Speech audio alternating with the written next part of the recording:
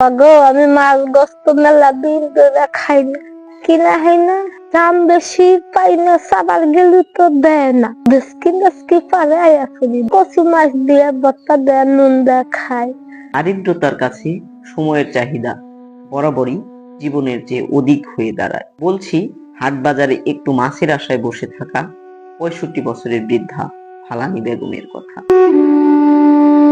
বাড়িতে বাবা মাংস খাইছি, সমাজের থেকে দিছাও তাই খাইছি, আবার মাংস পামু কোনো।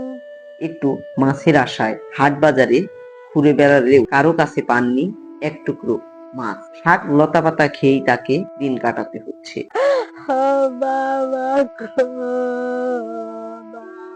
1952 সালে ঘাটাইল থানার পোড়াবাড়ি গ্রামে লাল মিয়ার কাছে বিয়ে হন ফালানি বেগমের। স্বামীর বাড়িতে অভাব আর দারিদ্রতার সাথে তাকে দিন কাটাতে হয়, আর এভাবেই কেটে যায় 30টি বছর। 30 বছর পর তিনি বাবার বাড়িতে টাঙ্গাইল জেলার খপুর থানার বীরহাটি গ্রামে চলে আসেন।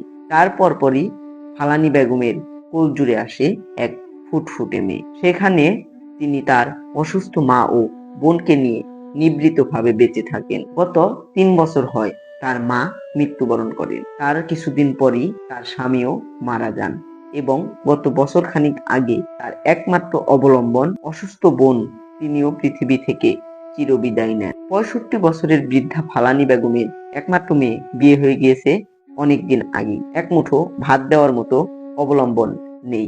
হাট বাজারে ভিক্ষে করে যা পান তা দিয়ে তাকে দিন পার করতে হচ্ছে। আসুন সকলে মিলে এই অসহায় বৃদ্ধ ফালানি বেগমের পাশে দাঁড়াই।